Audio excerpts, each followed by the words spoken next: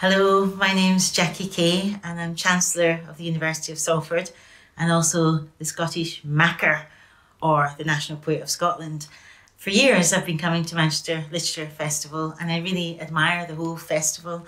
I admire its ethos, I admire the way that you support activists and political thinkers as well as writers known and less well known.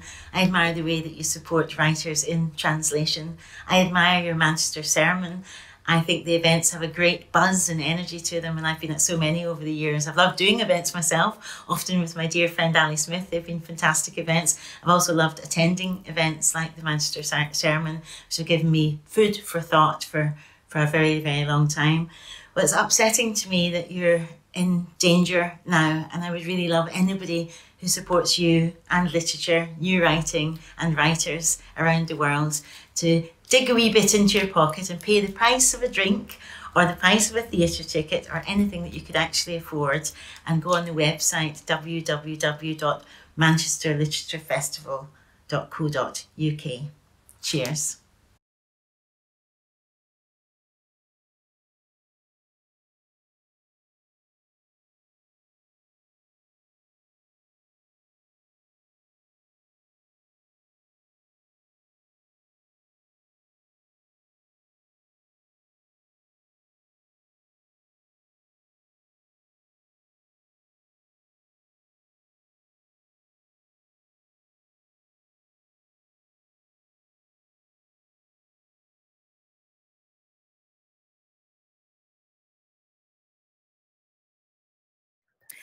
Hello and welcome. My name is Ellah Wakatama. Reading Silver Sparrow and the Vanishing Half, one after the other, was a true gift for me. I found myself immersed in the lives of these women, young and old, the men in their lives, the families and their secrets. It was like being with a hairdresser you've known for years who tells you of secrets and scandal as she's transforming your look. I was transported in time and place and found I didn't want to leave either story. So it's my great pleasure today to be able to introduce two award-winning writers in conversation with me this session. Born and raised in Southern California, Brit Bennett graduated from Stanford University and later earned her MFA at the University of Michigan, where she won a Hopwood Award in graduate short fiction. In 2014, she received the Hurston Wright Award for College Writers. She's a National Book Foundation 5 Under 35 honoree, and her debut novel, The Mothers, was a New York Times bestseller. Her second novel, The Vanishing Half, was an instant #1 New York Times bestseller. Her essays have been featured in The New Yorker, The New York Times Magazine, The Paris Review, and Jezebel. Welcome, Brit. Hi, thanks for having me. Thank you. In their review, the Wall Street Journal said of Brit's writing, Bennett's tone and style recalls James Baldwin and Jacqueline Woodson, but it's especially reminiscent of Toni Morrison's 1970 debut, The Bluest Eye. Couldn't agree more. New York Times bestselling author Tayari Jones is the author of 4 novels, most recently Silver Sparrow. Her previous novel, published in 2018, An American Marriage, is an Oprah Book Club selection and also appeared on Barack Obama's summer reading list, as well as his year-end roundup. The novel was awarded the Women's Prize for Fiction, the Aspen Words Prize, and an NAACP Image Award. It has been published in 24 countries. She is Andrew D. White Professor at Large at Cornell University and the Charles Howard Candler Professor of Creative Writing at Emory University. Welcome, Tayari. Thank you. Praise for Tayari Jones's work includes this from Michael Chabon. Tayari Jones is blessed with vision to see through to the surprising and devastating truths at the heart of ordinary lives, strength to wrest these truths free, and a gift of language to lay it all out, compelling and clear. That has been true from her very first book. I'm so excited to have this chance to talk to both of you. As I said in my introduction, I felt very lucky to have read these novels one after the other. It was a chance to immerse myself in 2 very distinct styles of storytelling, each one of them compelling. but also for me to try and weave together in my mind what these stories illuminated about the lives of Black women in America over time, the relationships between mothers and daughters and sisters over generations, and the complexities of love. You each write about these things in ways that seem to me to be steeped in history, while also having themes and threads that are truly universal. And what I loved most was this exploration of sisterhood and of secrets. And I just wanted to start off, and I'll start with you, Tayari, about where did this particular story come from for you? And what was that first whisper that told you that these characters were waiting to be told? You know, I think that I have been writing this novel all my life, but it was a story that I was reluctant to write. Like many people, I have a sister and we have the same father, but we have different mothers, and we were not reared together. She grew up across the country. I love to say this, my father is not a bigamist that I know of, which is all any of us can say. But I think by now, Daddy's 84, I think we would know, but the idea is this, that you only know what you're told about who you are and who your family is. And so when I was thinking about my own family and my own sister, I wanted to write a novel as a gift to her, to tell her how much she has been on my mind and on my heart my whole life. But the story of my real life sister is not terribly interesting. You know, my parents, my sisters were born before my parents ever met. So there's no scandal there. But there was always this, like something weighing on me. So when it came time to fictionalize it, I brought them closer. The two girls are the same age. Only one is a public daughter, one is the private daughter. And I had to, how do I, as the daughter that people know of with my father, how do I look to her? I spent so much time thinking of how she looks to me, but I had to ask myself, how do I look to her? What really strikes me about what you've just said, this idea that you only know what you are told. At the core of this book are the stories people are telling each other about themselves. So the stories that Dana's mother tells her about what their life is, the stories about Bunny's two sons, and the same with, you know, Charisse and her mother. This thread of storytelling, is it about continuity? Is it about keeping secrets? Is it about lying? What is it about? It's about all these things. One of my core beliefs is that when your mother tells you how she met your father, that is your first exposure to propaganda. Your mother tells you that story in order to give you some really didactic understanding of the world. And so when Gwen explains to her daughter how she happens to be married to a man who's already married, she does it to explain just the primacy of true love. Because also, whenever a man has two women, each woman feels she's the real woman. So his wife says, you know, he married me. He's been with me these many years. And then the woman who is the second woman feels like he's with her from obligation. He's with me because of passion. Yes. This is what she wants to tell her daughter, that passion is more significant than the law. Wow. Brit, let's move to you. I want to ask you the same question I've just asked Tayari. What was that first whisper from your characters and that gave birth to the story in The Vanishing Half? Yeah, I mean, the idea of the book came from a conversation with my mother and thinking about these very color-struck Creole towns in Louisiana that she was familiar with, having grown up in Louisiana. But I think really the twins, they kind of arrived to me as a sort of secondary thing from that town, and thinking about these twins who grow up very inseparably, but decide to live their lives in two dramatically different ways. So I was really drawn to the idea of them being these characters, and kind of, I guess, in a sort of opposite way of Silver Sparrow, in the sense that they start in the same place, but the journey is them scattering, and the journey is them actually moving away from each other in these very different directions. It's a very intimate story. I mean, we are deep into the relationships, the different relationships you're exploring. But for me, as I was reading, it kept getting bigger and bigger, because, you know, sometimes you read a novel and you think, this book is telling me about America. There's a moment when one of the sisters walks into a store and she's mistaken for a white person, and she thinks, oh, so she just is white. And there's the nonsense of race, as it were, in that scene. But there's also sort of an ugly truth about America, about the differences in how she was treated. Is that am I putting too much weight on the book by thinking that you're writing the whole country?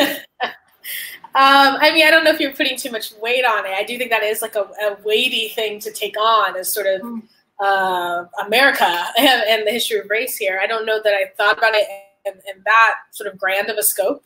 But I was interested in both of those things. I was interested in telling the story of a family, of a very specific family from a very specific place, but also thinking in the ways in which this family is influenced by America and influenced by the very deterministic role that race plays in our lives here, and also exposing the absurdity of it, as you pointed out, the idea that, you know, Stella becomes white because she walks into a building as a Black woman and they think that she's white. So that is her process of becoming white. The other, you could walk into a space Black and exit it white because white people have decided that you are. There's something so inherently just absurd about that and strange. And that to me contrasts with the fact that you know, there's such flimsiness to racial categories, and yet they have such real and concrete effects on all of our lives.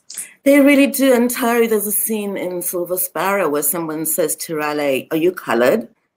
You know, I think it's a man who's asking him because Raleigh's also very, very light-skinned. And I had the same feeling reading that, thinking it felt so dangerous and so just dangerous. Well, you know what? It's not really that dangerous. Well, yes. Who's asking you if you're colored or if you're Black or not? It really makes a difference in the way it's taken. I know a number of Black people who are ambiguous looking, shall we say. And they say that people often ask them, are you all kinds of things? Are you Italian? Are you Puerto Rican? Are you this? Are you that? And they say, no one knows I'm Black. But do you know what I've come to believe? I've come to believe that the person definitely suspects that the person is Black. But if you ask someone if they're Black and they're not Black, there will be hell to pay. So therefore, you give them lots of other options so that they can say, yeah, I'm Black. Because sometimes you see someone who's fat, okay, that's fine. But if you see someone, if you ask a fat person, are you pregnant? They get really mad. But if you actually are pregnant, there's no insult in it. But if you're not, I think it's really the same way. I had no idea until very recently how much racial policing goes on in white people circles. And I discovered this.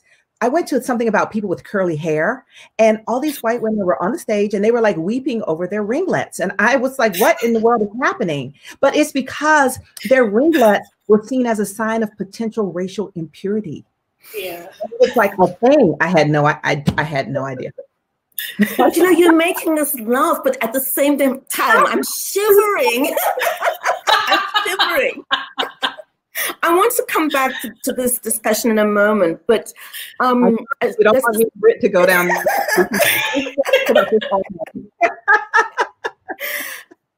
Each of you write about love in ways that were so complicated that it felt true. Tayari, there's a point in Silver Sparrow where, instead of Gwendolyn, her cravings were so straightforward, honest, and universal. Who doesn't want to be loved? All the love in this book seems to me to be complicated and painful. Do you think that's fair? Well, I think all the love is complicated. And I think if love is deep, it will be both pleasurable. But if you have the capacity for deep feeling, be it pain, or if you have the capacity for great happiness from a relationship, then you also have the capacity for great pain, because access emotion, you have to access vulnerability. But I do believe that if you marry a man who is already married, you know that this is a very dangerous, emotionally dangerous life. And I do believe that that's fine. I believe that's her choice, but I do think that she's exposing her child to something that is so dangerous and, you know, scarring for a lifetime. Both of the wives have relationships with their children, especially as we're near the end of the book, as the girls grow older, that at times made me cringe a little bit as a mother, where I thought, don't make your child make that choice, or don't let her carry that burden.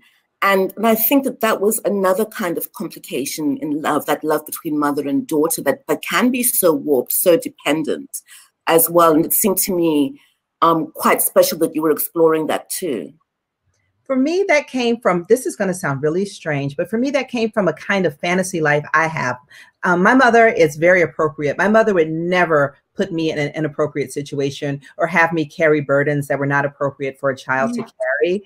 But I always envied people who had these blurred lines relationships with their mother, these girls who gossip with their mothers, these girls who knew their mother's business, they could tell their mother anything because they had no line between them. Now, as an adult, I see how that's problematic and how I do think children need to stay in their lane. But I've always had this fantasy of a mother who would just, lean in and tell you everything going on. And you could be co-conspirators with her. I am not, my mother's name is Barbara Ann. I am not a co-conspirator with Barbara Ann, let me tell you. I think Barbara Ann and my mother Winnie may have come from exactly the same school. I'm not your friend, I'm your mother. Definitely. One of the things that stays with the reader in Silver Sparrow is that relationship between Raleigh and James. And I thought of it as its own kind of love affair. It seems to me that along with their relationship with their mother, Bunny, it had a purity to it that really spoke to me. Tell us a little bit about these two men. Well, when James and Raleigh were little boys, Raleigh came to live with James and his family because Raleigh's mother had abandoned him. She abandoned him because he's a product of rape, because his mother had been a live-in servant to a white family, and she was raped by the man of that house, which happened a lot. I mean, this whole story happens because when Black women are live-in maids, it has all these repercussions for their family. I mean, Raleigh and James are basically living alone as two little boys because James's mother works as a maid. So they raised each other. They came up together. And some people read this book and say, oh, poor Raleigh, he never had a family of his own. But I disagree. I feel like Raleigh is more than happy to be James's kind of best friend and chief of staff. And not only does he have a family now, he has two families because James has two families and two families need two men. Yeah. And there's a point at which Charisse says, my three parents. And it's just sort of, glossed over. And I read it and I thought, yeah, it's true. She has got these three parents. Tayari, I'm going to invite you to read to us before we move some questions on to Brit. Okay. Could you give us a little bit of context before the reading? Okay, I'm going to read the moment when Dana finds out that her family is not the same as other families. She knows that she can never tell anyone who her father is, she knows that, her father has another family is what she knows. And so she's at school as a child and she's asked to draw a picture of her family. You know how they do children in school. And she draws a picture of everyone, James, her mother, his other wife, Raleigh, their child, everyone. And she brings it home and she displays it to her parents because she's so proud of it. But her father is visibly upset. And he asked to talk to her in the room alone. Dana, come here. James was wearing a Navy chauffeur's hat. I'm sorry. Dana, come here. James was wearing a Navy chauffeur's uniform. His hat must have been in a car, but I could see the mark on his forehead where the hat band rested. Come closer, he said. I hesitated, looking to the space in the doorway where Mother had disappeared. Dana, he said, you're not afraid of me, are you? You're not afraid of your own father, are you? His voice sounded mournful, but I took it as a dare. No, sir, I said, taking a bold step forward. Don't call me sir, Dana. I'm not your boss. When you say that, it makes me feel like an overseer. I shrugged. Mother had told me that I should always call him sir. With a sudden motion, he reached out for me and lifted me up on his lap. He spoke to me with both our faces looking outward so I couldn't see his expression. Dana, he said, I can't have you making drawings like the one you made for your art class. I can't have you doing things like that. What goes on in this house between your mother and me is grown people's business. I love you. You're my baby girl. And I love you and I love your mama. But what we do in this house has to be kept secret, okay? But I didn't even draw this house. Dana, James sighed and bounced me on his lap a little bit. Dana, what happens in my life, in my world, doesn't have anything to do with you. You can't tell your teacher that your daddy has another wife. You can't tell your teacher that my name is James Witherspoon. Atlanta ain't nothing but a country town and everyone knows everybody. Your other wife and your other girl is a secret? I asked him. He put me down from his lap so we could look each other in the face. No, he said, you got it the wrong way around. Dana, You are the one that's the secret. That was so painful to read and to hear you reading again. It's such an important scene in the book. But throughout, this man who, I just have to say, he does, to my mind, he didn't deserve the love of his daughters, his wives, and even Riley as well. He's not. I mean, you're quite kind to James, but he's not a very deserving man. Is anyone? Yeah, can you respond to that? I mean, do any of us deserve the love? That's the great thing about love, is that you actually don't have to do that. But I think that this is how, whenever I write a character like James, who makes a lot of really, really bad decisions, is I have to ask myself, how does the character explain himself to himself? And if I can make it where it's, if I can see that point, then I can write the character. James feels like this. Every time a woman has come to me and said that she's having my baby, I have married her. I have abandoned no woman. I have left no woman unmarried. And also for James, we think of Laverne, his first wife, as being forced into a child marriage because she was married when she was only 14 or 15. James, too, was forced into a child marriage. He was still in high school. He was 16 years old. So here's this man who was in a forced marriage as a very young person. And so he's never been on a date. As he said, he's never been asked a woman out for a cup of coffee. So when he meets beautiful Gwen and they have coffee, how could he not fall head over heels? And then he's trying to figure out how he can maintain these two lives. So I think that I think his decision to make Dana a secret and tell her that undermine her self-esteem for the rest of her life and undermine her understanding of herself as a person. And that was definitely wrong. And he is wrong for that. But I don't think that he is a person that is unworthy of the acknowledgement of his humanity. And if you acknowledge someone's humanity, then they are therefore by then definition worthy of love. That's really important. And I think that's sort of the power of fiction, but also the power of your writing, is that we are allowed such access to the characters that we have to reach an understanding of them. We can't help but. That will stay with me. Thank you. He's still dead wrong. No, we get that. There's no exoneration, but perhaps a level of understanding. Brit, I want to come back to our earlier subject. I've lived a lot of my life in the United States, but I have to confess that I still feel hugely uncomfortable around these discussions of colorism as an African, but also just sort of as somebody who's sort of trying to understand a culture that I feel is quite close to mine, but yet so different. There was so much about the character of Stella that I found so difficult to witness. And yet you made sense of the choices that she makes. I wondered if you would talk to us, please, about that particular theme about sort of the range of colors in a Black population and what they mean and the weight they carry, but also in particular about these twins and their almost impossible to believe hometown mallet that you chose to weave around your themes. Yeah, I mean, like I said, it was something that came from a conversation with my mother and thinking about race in the context of Louisiana, which I think is a very specific racial context. And I was really fascinated by it. It was a really different, I don't think I'd ever heard of anything quite like that growing up in California, experiencing and understanding colorism, but not thinking about it as a community is genetically engineering their population, essentially, like this sort of eugenics project that in the way that my mother described it to me. Can you describe mallet a little bit for the audience, just a tiny bit, so they know what we're talking about? Sure. I mean, it's a town where light-skinned Black people are intermarrying so that their children will get lighter. That was exactly how she described it to me. Mm-hmm. So there was always something very disturbing and specific about that, and which immediately presented itself to me as a novel.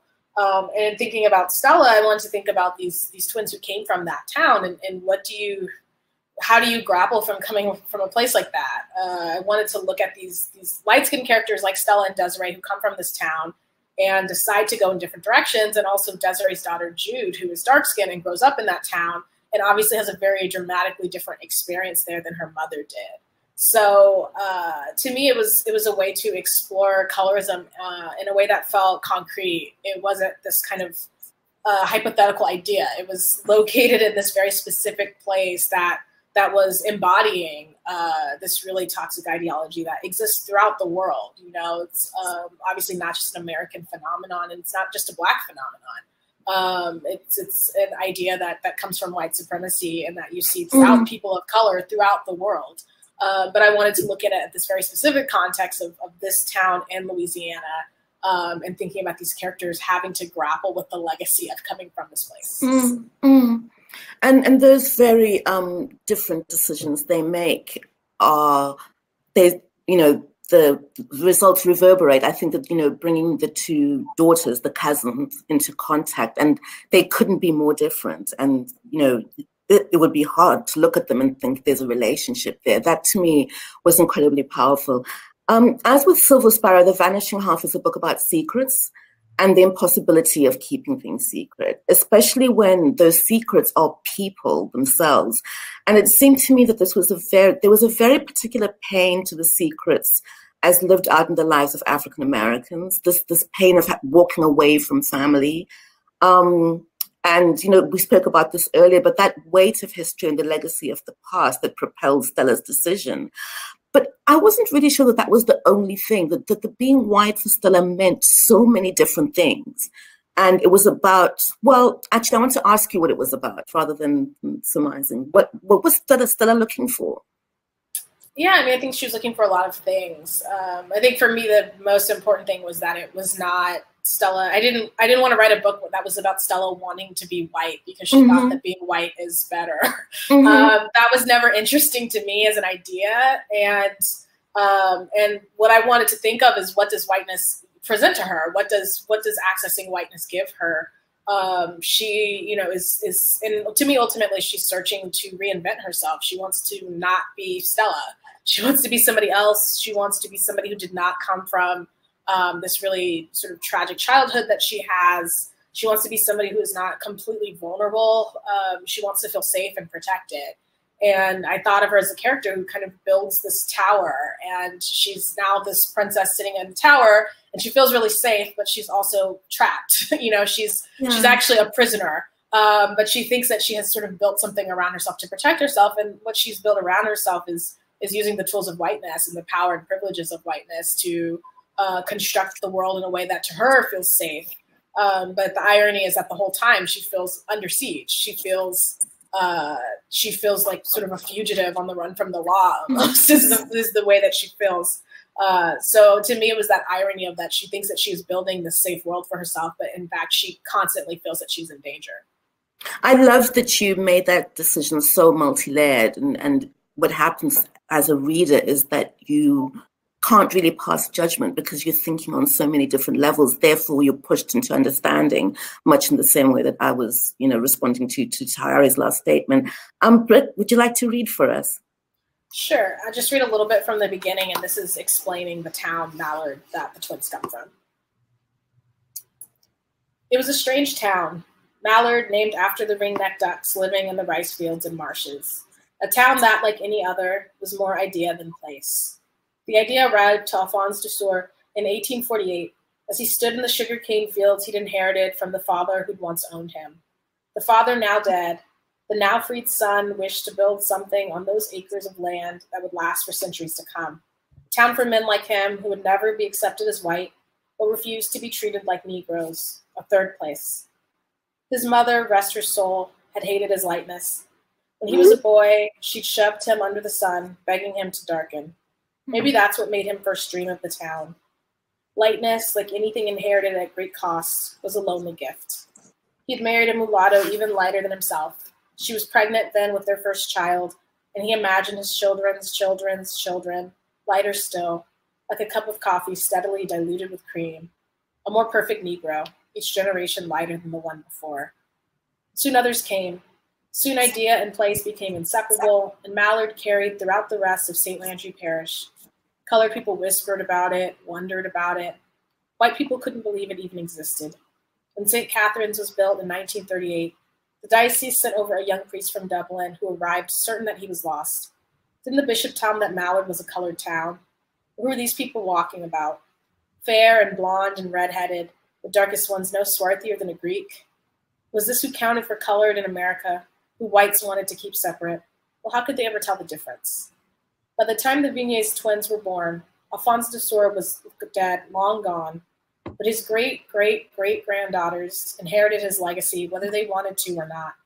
Even Desiree, who complained before every Founders Day picnic, who rolled her eyes whenever the founder was mentioned in school, as if none of that business had anything to do with her. This would stick after the twins disappeared. How Desiree never wanted to be a part of the town that was her birthright. How she felt that you could flick away history like shrugging a hand off your shoulder. You can escape a town, but you cannot escape blood. Somehow the Vignes twins believed themselves capable of both. And yet, if Alphonse de Sora could have strolled through the town he'd once imagined, he would have been thrilled by the sight of his great-great-great-granddaughters. Twin girls, creamy skin, hazel eyes, wavy hair, he would have marveled at them. For the child to be a little more perfect than the parents, what could be more wonderful than that? My goodness. My goodness. This is a difficult question to ask because I'm not sure. I'm just going to ask it. Writing this now, being who you are, what are the levels of discomfort, or how do you access understanding of characters who are thinking in this way? I mean, I think for me that section was important to give background on the town and to give context for the town, because I think that was important for me was to. I feel that sometimes when we talk about colorism, that conversation breaks down a few different ways. I think one way is that it pathologizes Blackness or Black people, and it becomes this, well, how could Black people, feel this way about each other? It becomes that kind of conversation. And I mean, again, like I said, it's not an exclusive issue, particularly to Black people, but also colorism is a result of white supremacy. It's not something that emerges from nowhere. So for me, writing that section was about tracing the pain that is at the root of this town, of tracing this town that espouses this really horrible ideology, tracing where that comes from, and tracing that kind of, that sort of original sin, that idea of the pain and violence of enslavement. And Mallard being a result of that. So I think that was a big part for me. So yeah, I mean, I don't know. I don't mean to say it's fun, but I do think there's something interesting in writing characters that you don't agree with, or characters who believe things that you don't believe, or things that you think are harmful. There's something interesting, I think, as a writer. I don't want to only write characters who are exactly like myself or who believe everything that I believe. So I think that there's a feeling of discomfort of trying to write it. But for me, it was about writing it in a way that was complicated, that spoke to the nuance of the situation, but that also contextualizes it. Because I didn't want the takeaway from the book to pathologize Black people in some way, to make it seem as this was some strange, quirky thing that we believe, and not an ideology that comes from the foundation of this country, which is white supremacy. Yeah, Tayari. One of the things that when I talk about this to my students is I point out, like you were saying, Brit, how colorism is something that is not exclusive to Black culture. But I talk about the way colorism is so ingrained even in white culture, in the way, like if you watch Dateline, those true crime shows, they will say she was blonde. And that is supposed to mean that she should not have been killed, right? Or people can say, I like blondes. If a Black person says, I'm interested in meeting light-skinned people, you just be like, oh my God, what's wrong with you? But in the culture at large, or like how people use blue eyes as a shorthand, like we're all supposed to understand that when you say the person is blonde or the person is blue-eyed, that they are the golden one. They even use words like golden, which is so white supremacist. But nobody pathologizes the larger culture for this. But it's all an extension of the same thing. Yeah, it's really interesting. Tayari, my next question was for you. There's a point towards the end of the book when one of the younger girls says of her mother, I want you to be more Black. And this resonated with me because it's a time when the mother's falling apart. And the daughter is telling her so many things. It's a moment loaded with so much history, so much pain, and so much strength. Can you tell the audience what Charisse means when she says that to her mother? Charisse is a teenager, and she doesn't yet know what life is. And she wants her father, her mother has just discovered her father has, done this grave betrayal, and her mother is crying and she can't get out of bed. And Charisse wants her mother to be kind of more, to fight back the way women do on television. I think that Black women in many ways have the worst of both worlds. There's this general cultural myth about us that we are like the most, talk back, baddest, take no mess women on the planet, while at the same time, statistics show that Black women are like the most likely to be killed in domestic violence. So we are at once the most victimized, but also seen as the least lovable because we're not soft. So, but it's not even true. Black women take so much mess off of men, despite what television may tell you. So when she's telling her mother, can't you be more like a Black woman? She wants her mother to be more like women on television. But her mother is a woman in real life.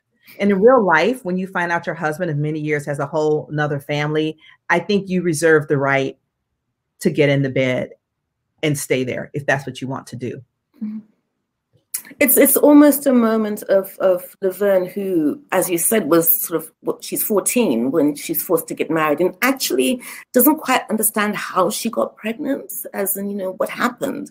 And you can just imagine that sort of, that 14-year-old girl reaching this point and this awful betrayal. So of course she takes to her bed. There's, I loved that scene between mother and daughter. Brit, out of all of your wonderful characters, I was most intrigued by and in love with Reese. In him, I saw just so many layers of reinvention. His story for me seemed closely linked thematically with that of Stella, that transformation, though it's of a very different kind. And yet I find myself, even, some time now after having read the book, I find myself hesitating to conflate them because I'm leaning towards thinking it's the same thing, that no, but it could be more different. So I just wanted to ask you to unpack that for me. I mean, it's just one of the great joys of having you in front of me. Am I wrong in thinking that those two are closely related, and why can't I quite bring them together? Well, to me, Reese was interesting actually because of the ways in which he was very different than Stella. I think that he is a character who reinvents himself in the way that several characters in the book do reinvent themselves. But to me, the really interesting thing about Reese was that his journey is one towards affirmation. It's one towards becoming who he was, becoming who he has always been. It's not a journey towards moving away from himself, which is what Stella does. I think that that's one big difference between them. And I think the other difference I think that's big is that also Stella's journey is one towards embodying the worst of what she has become. Stella becomes a white supremacist. That is a part of her survival strategy to blend into this new world. There's nothing toxic about Reese. He's not this sort of, toxic. He doesn't embody toxic masculinity. He doesn't become this horrible sort of patriarchal figure in the way that Stella becomes this white supremacist figure in the book. And to me, that was just an important thing because I think it speaks to the fact that those survival strategies are choices. The ways in which we change and become different people, the ways in which we adapt these strategies are things that we choose. Stella does not have to become a white supremacist. She does not have to drive this Black family out of the neighborhood, but she chooses to do so because she thinks that that is what actually cements her into whiteness. Where Reese does not feel that he has to beat Jude up to be a man. He doesn't feel that he needs to embody that. So to me, the really interesting thing about those characters was the way in which their stories were in tension with each other. The ways in which their stories were kind of rubbing up against each other in a way that, to me, created a lot of friction and created something. I think I mean, aside from the fact that I just love Reese as a character, I think that his inclusion in the book, it creates this sort of different set of questions for Jude, who thinks that she understands this idea of changing and becoming somebody new, but then is in this relationship with somebody who seems to be changing on the outside and does change on the outside, but is actually becoming who he is. To me, it was the way that Reese changes externally, but on the inside, he's himself, versus Stella, who doesn't even change her name, but ends up becoming this entirely different person psychologically and emotionally. He's such a beautiful character, Tayari. I can see you writing notes. I'd love for you to respond. Well, I just felt like what Brit said, how Reese is becoming more himself, and Stella is rejecting herself, and Reese is, and that is a significant difference. And I also was thinking about when Stella runs that Black family out of the neighborhood, but also I think that the Black family is also the most likely to be able to reveal her true identity. You know, because a lot of Black people pride themselves on being able to spot the one drop. You know, maybe she would do a gesture or something where you'd be like, wait a minute, or say a word or know something, accidentally use the word trifling. Like, you don't know, but it could be something where you'd be like, only someone inside this club. I think Black people are the danger to the passing person, because Black people know passing exists. Most white people don't know that passing exists, so they're not on the lookout for it. There's this, I think we're about to close. Before we do, there was something that struck me with both of these books. And I think it's kind of maybe best embodied. We are burying Miss Bunny. So she's 65 years old. And this is what you write, Tayari. Miss Bunny was 65 years old, which seemed old to me at the time. But now that my own mother is nearly 50, I understand how young my grandmother was when years of hard work, starchy foods, and bad genes caught up with her. And that's a reality, you know, not just in Miss Bunny's life, but many other women's lives. But I was thinking then about this idea of how, you know, one becomes a woman and the stories that women tell each other, going back to that storytelling. And I wondered if both of you very briefly could just talk about sort of a state of womanhood in your books, because you describe it and you ask us to experience it in so many different ways. Tayari, I wonder if I can start with you. I think that all the women in Silver Sparrow are a member of a separate reality from the men. They have, like, even the conflict, even though the conflict is over James, it is between the women, and each woman has a secret society with her daughter. And Laverne has a beauty salon where the beauty salon is where women at once bond and are vulnerable in their discontent. You go to a beauty parlor because you're discontented with your appearance and you want this other woman to fix you. And this is part of the ways, like I said, is how they bond, but beauty is also what tears them apart. It's very complicated being a woman, I think. Brit. Yeah, I love that. I love those beauty parlor scenes. Yeah, I mean, I love this idea of these women each being in a secret society with their daughters, which I think is definitely, I mean, it's true in a way, I think, from my book. It's maybe true of Jude and Desiree, less true of Stella and Kennedy, who have this very fractured relationship. But I think I was interested in those links between mothers and daughters, the way in which they can be really intimate, the ways in which, in Stella's case, they can be completely severed, and how daughters often are spending their kind of adult lives trying to make sense of their relationships with their mothers or repair those relationships. Yeah, I think we're going to close there. I can't tell you, it's been such a joy speaking to both of you. I'm sure, well, let's do this IRL, as my daughter says, as soon as we possibly can, maybe with cocktails. Tayari Jones and Brit Bennett, thank you so very, very much. Thank you all very much for joining us. Tayari and Brit's books can be bought through the Festival Waterstones page via the Manchester Literary Festival website. And I want to thank Sarah Jane and Ben and all of your colleagues in Manchester for hosting us, for bringing me together with these two wonderful women. And thank you both so much for having kept me company over hours and hours of just joyful reading. Thank you. Thank you for having us.